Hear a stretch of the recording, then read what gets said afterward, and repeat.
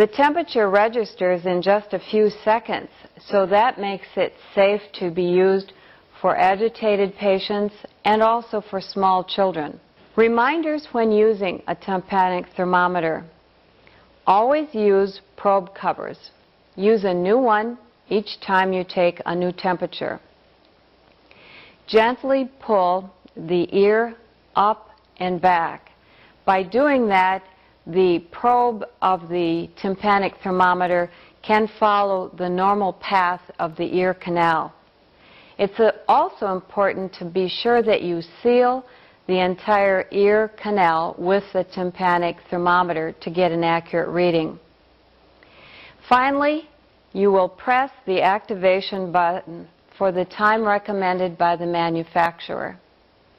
Now watch as this tympanic thermometer is demonstrated.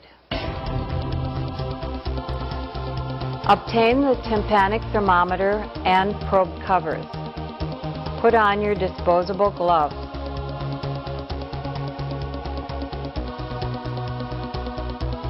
Position the patient so you have access to the ear you will be using. Place the probe cover on the probe. Gently pull the ear back and up. Place the probe in the patient's ear, but don't apply pressure. Press the activation button and leave for the manufacturer's recommended time. Remove the probe, read the temperature, and dispose of the cover. Read your findings, and finally, carry out the procedure completion action. A final type of clinical thermometer that will be discussed today is one called a temp-a-dot thermometer. This is a thermometer that has been produced by 3M Company. It's a single-use thermometer, and it is discarded after a one-time use. Because it's a disposable thermometer, it is frequently the thermometer of choice with patients that are in an isolation unit. It has a sensor matrix, which is the heart of this thermometer. It consists of temperature indicating dots. The dots are aligned in rows which change color at temperature 0.2 degrees Fahrenheit higher than the previous dot. Now watch as the temp-a-dot thermometer is demonstrated.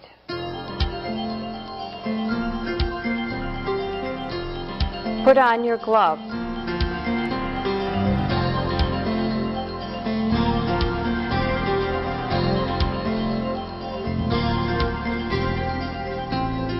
Remove the thermometer from the wrapper.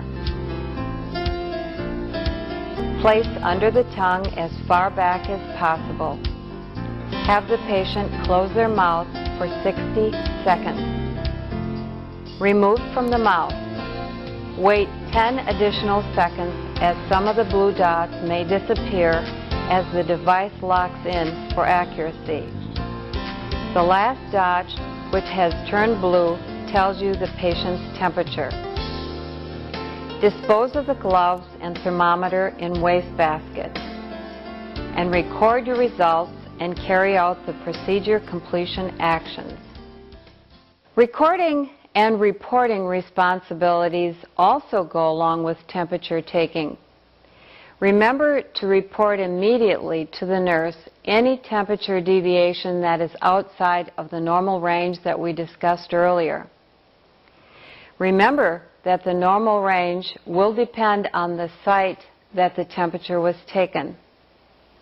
It's also important to record your temperature measurements accurately. Temperatures are recorded on either a graphic record, on a flow sheet, or more recently on computers.